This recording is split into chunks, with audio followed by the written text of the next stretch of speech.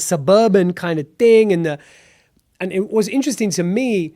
I think in the UK, there's a lot more similarity. Of course, they're different. I'm not flattening the experience at all. So different in so many ways. Yeah. But being of Afro-Caribbean descent and being of Indian or Pakistani or South Asian descent, there were a lot more similarities to that. So that kind of civil rights struggle, if you want to call it that, it took place arm in arm. It's a lot more adjacent. Right. Whereas over here, it's like, nah, Yeah. that is not the same. No, segregated. At all. And again, I'm Yeah. not saying it's the same there, but very different. It's kind of the immigrant experience kind of happened in one kind of in a bigger rush post World War II over there. I want to do a compare and contrast. What does the Rishi Sunak moment mean politically?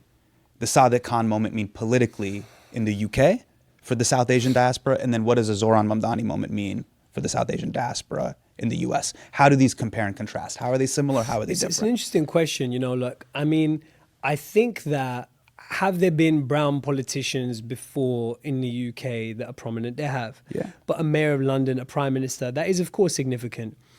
I think what's more interesting than their brownness, and I think this is where the representation conversation kind of becomes a bit defunct, is like representation in and of itself means nothing, right? It's what are you representing, right?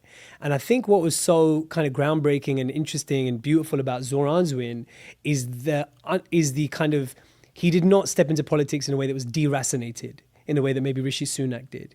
He did not step in a way that was apologizing for his brownness, not in a way that was pandering to kind of anti-brown or anti-Muslim sentiments. And that's something that I think is really significant. I think that's also something significant with Sadiq Khan.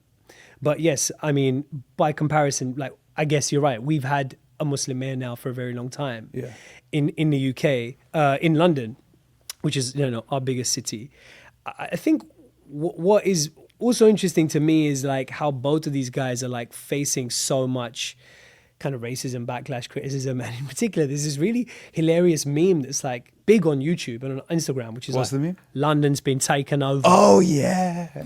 Right, here I am. I'm here with security. We're walking around London like you're on safari or something. Yeah. Like you got to turn up strapped. Like, bro, a policeman carry sticks, bro. Take them out with a slingshot. Like, and so they've got this whole thing where London's been taken over. Yeah. And like, Sharia law and it's dangerous. Sadiq Khan's London, mate. It's a Taliban. Actually, violent crime in London is at an all-time low. An all-time low. But of course, that's not the interesting talking point. So in the same way that Zohran has become a lightning rod for Islamophobic narratives in the States, Sadiq Khan has in the UK. What's meaningful about those and how that's really different to the Rishi Sunak moment is what are they representing? You know what I mean? Representation